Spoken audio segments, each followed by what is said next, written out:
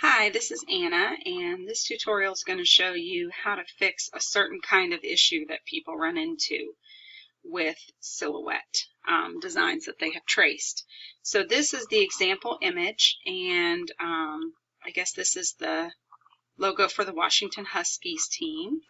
And the person who created it was asking, how can I fill in this area here, the kind of highlight area on the wolf, with a gray color? And so here's an example of what that would look like. And you can see right now that's just empty space. The mat is showing through there. So if I actually took all of this and dragged it off, you will see that that's just transparent there. There's nothing there. A couple of people responded in the group that you should try releasing compound path or ungrouping, and I can see in this case that would not work. And the reason that would not work is there's nothing to ungroup here. It's not like there's a piece here and the piece just isn't colored in. And I can see that because it's clear and it's open to the outside of the shape. Now I think this will be easier to see if I show you on a simpler type of shape. So here I've got a square with a circle.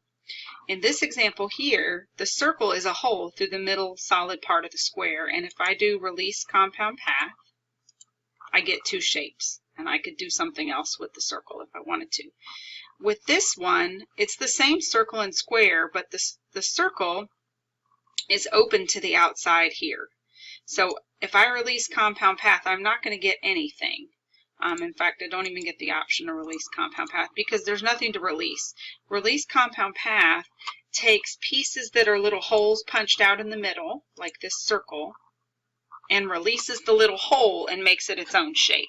There is no hole in this shape, just the outline of the shape is a different shape than I wanted. So if I go back over here to the husky, this is not a hole that's cut out of the husky. This is part of the outline of the shape here, and I can tell that because it's open to the outside, if you can see what I mean, and the same thing right here. So to solve this problem, you cannot ungroup or release compound path, and there was a suggestion to go back and look for a different husky image to trace, and that is a possibility. I did quickly find a couple that would be easy to trace and get what you wanted, but sometimes that's not possible. So I did want to show you how you could get the result that you're wanting with this same trace here. So what I'm thinking is, if I had a piece that could go behind the whole thing, and if I can just look at just this kind of gold or tan piece here, what I'm going to do is pull it off and just show you what it looks like. It looks like this. If I had another shape that was just like this, but no gap here and no gap down here, and everything was filled in, I could color it gray and put it behind the other shape, and it would fill in. So that's what I'm going to make. I'm going to make another shape that's the same as the tan shape, and I'm going to eliminate those pieces, the little cuts that go into it like this, so that it's one solid piece. So the first thing I want to do is I want to make a copy of this tan piece. And when I make a copy, I almost always do it the exact same way by holding down the Alt key and clicking. And if you click and drag, it'll drag a copy somewhere else. If you just hold down Alt and click, it actually creates a duplicate shape right on top of the others. So you can see I still have my original shape there, and now I have a new one on the top.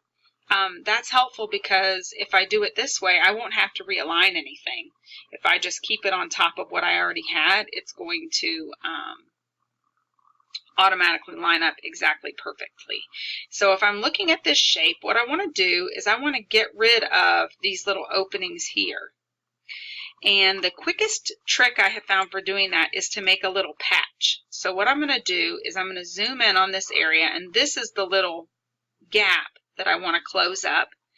I'm going to use this freeform polygon tool here that kind of looks sort of like an hourglass. And what I'm going to do, I'm going to draw a little patch that's going to create a close between those edges. So I'm going to click into this side and draw a line. And it doesn't need to be perfect. I think I probably want it to connect from this little point down to this little point. So I'm going to draw a line there. Anywhere out in the middle here, every time I click it makes a new corner. And then close it up so that I have a gap closer, a little patch. So I'm going to select this shape I just drew. And I see it's not quite lined up here, but that will be okay. I'll show you how to fix that. Select the piece I just drew, hold down Shift, and select this other piece. The first time I did this to practice, I drew over to select, and I accidentally selected my original tan piece instead of just my copy. So I'm going to select my patch piece, hold down Shift, and select the second tan piece, and I'm going to weld. Okay, so that closed up the gap in the outline. And you can see right here I have a little imperfection. It's not quite shaped the way I wanted it because I wanted this point to directly connect over here. So I'm going to go in here and use point editing to clean that up. If I double click this shape, it turns on point editing.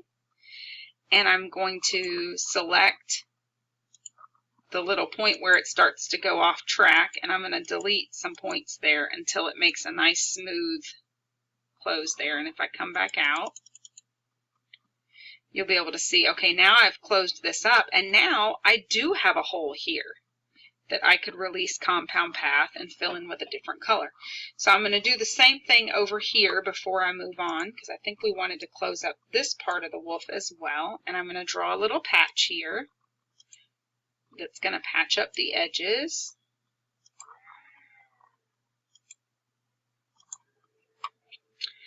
I'm going to select my patch and select my original piece and weld. I'm a little bit OCD, so I'm going to clean up the little unclean divots here. Do you see the little divot?